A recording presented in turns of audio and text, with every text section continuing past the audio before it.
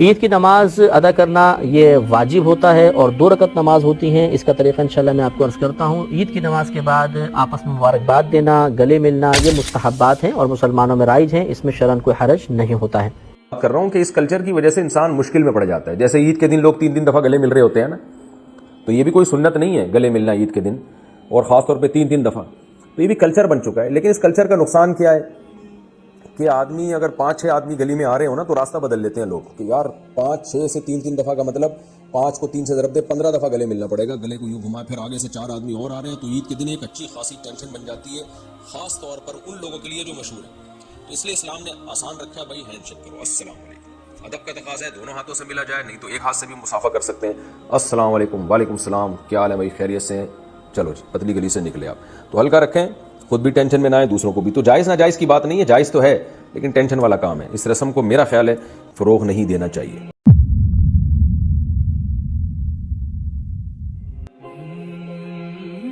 کہ عید کے لیے مبارکباد دینے کیا صحیح طریقہ ہوں گا. تو دیکھیے سب سے پہلی چیز تو ہے کہ عید کے لیے نبی اکرم صلی اللہ علیہ وسلم اور صحابہ سے گلے ملنا تو ثابت نہیں ہے، ٹھیک ہے، سنت نہیں کہلایا گلے ملنا عید کے دن. لیکن اسی کو ممانعت بھی نہیں ہے، اس لیے کہ شریعت نے کچھ چیزوں کو چھوڑ دیا ہے جو چیزیں شریعت کے خلاف نہیں جاتی، کہ ان چیزوں پہ اگر آپ شریعت کا حصہ نہ سمجھ کے عمل کریں تو کوئی حرج نہیں. جیسا مثال کے طور پر مختلف قومیں مختلف قسم سے ہاتھ ملاتی ہیں، تو کیا وہ حرام ہو جائیں گے؟ نہیں، شریعت تو ممانعت نہیں کی، لیکن وہ سنت نہ سمجھیں. کچھ لوگ ہاتھ ملا رہے ہیں تو سمجھے نا، ہاتھ اس طرح سے ملاتے ہیں کہ انگوٹھا پکڑتے ہیں. کچھ لوگ ہاتھ ملائیں گے تو انگوٹھا نہیں پکڑتے ہیں، اس طرح ملاتے ہیں. کچھ لوگ ہاتھ ملائیں گے، آپ دیکھیں ہاتھ ملا کر اس کو کھینچتے ہیں اور اس کو چومتے ہیں. تو ہر قوم کا اپنا ایک طریقہ ہے. کچھ لوگ ہاتھ ملائیں گے تو ہاتھ کو اس طرح سے سینے پر ماریں گے، ہر قوم کا ہے. شریعت نے اس کو ممانعت نہیں کی، لیکن سنت تو صرف ہاتھ ملانا ہے.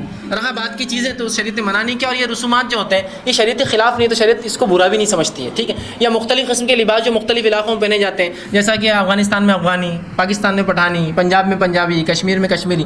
شریعت اس سے منع نہیں کرتی ان لباس سے، جب تک وہ سنت کے مطابق ہے، سطر کو ڈھانکتے ہیں، مکمل ہے، آپ کرتے رہیے.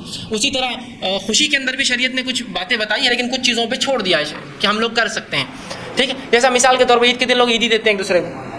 اب اگر اس سے کوئی سنت بولے تو یہ بدعت ہو جائیں گی، لیکن خوشی میں ہم لوگ طریقہ ہے خوشی منانے کا، ہم کچھ پیسے دیتے ہیں نا. جیسا کہ مثال کے طور پر کسی نے دیکھا کہ کوئی آدمی بچے کے ساتھ آ پوچھتا ہے یہ آپ کا بچہ ہے، پہلی بار ملا تو فوراً آپ دیکھیے کچھ تو جیب میں سے نکالیں گے اور دے دیں گے اس کے ہاتھ میں، اس لیے کہ خوشی اظہار کرنے کا ان کا اپنا طریقہ ہے کہ کچھ رقم دیتے ہیں، ٹھیک ہے. عید کے دن لوگ ایک دوسرے کو عیدی دیتے ہیں نا، بچوں کو عیدی دیتے ہیں، اور یہ تو واجب سے زیادہ ہوتی ہے. کوئی عیدی نہ دے تو ارے عیدی نہیں دیا نا. اور شیرخرما بنتا ہے، سیویاں بنتی ہے، تو کیا یہ سب سنت ہے؟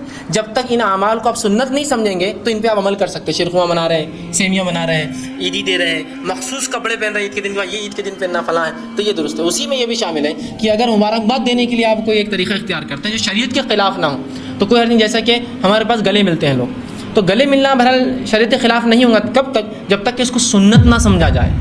اس لیے کہ رسول اللہ گلے نہیں ملتے عید کے دن، تو یہ سنت تو کسی ہے. پہلے لوگ 3 ملتے تھے، ملتے کیا تھے؟ پڑھتے تھے وہ، ہے نا، گلے پڑ جاتے تھے جا کر.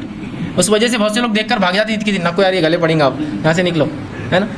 تو پھر بولے نہیں ایک سنت ہے، تو نہ 3 سنت ہے عید کے دن گلے ملنا، نہ ایک سنت ہے. لیکن اگر کوئی اس کو یہ سمجھتا ہے کہ مبارکباد دینے کی رسم ہے، خوشی کے اظہار کرنے کی یہ رسم ہے، جیسا کہ عربوں کا ایک طریقہ تھا رسول اللہ کے زمانے میں، جو قریش تھے وہ خوشی کا اظہار کرتے تو چومتے تھے، سر چومتے تھے یا کاندھے پر بوسہ لیا کرتے تھے ایک دوسرے کی.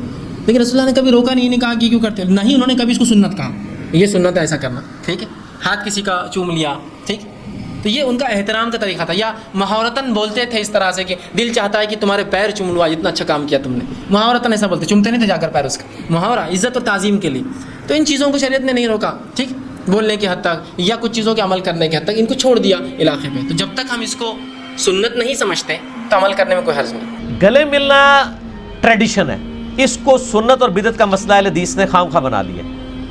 سنن کبریٰ البیہقی میں موجود ہے اور کتابوں میں کہ صحابہ کرام عید پہ جب ملتے تھے تو تقبل اللہ منی و منک، اللہ تیرے بھی قبول کرے روزے، میرے بھی قبول کرے، یا تقبل اللہ منا و منکم، ہم سے بھی اور تم سے بھی قبول کرے، یہ کہہ دیتے تھے.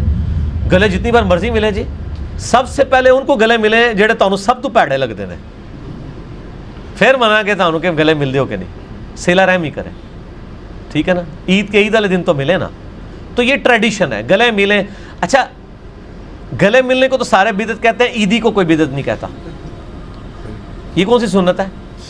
مولوی بھی کہے گا یہ جی وہ جو دولہا ہے نا اس کا وہ سیرا باندھنا ہے یہ تو ثابت نہیں ہے، تو دولہا سے 5000 روپیہ نکاح رجسٹرار کا اور مولوی کا 4 لائنیں پڑھنے کا یہ لینا ثابت ہے؟ نہیں. تو اے تے تو کدے نہیں کیا بدعت ہے، دونوں ہی جائز ہیں، یہ ٹریڈیشنل ہے. خدا جس نے کی جستجو مل گیا اس کا تو سب کا تو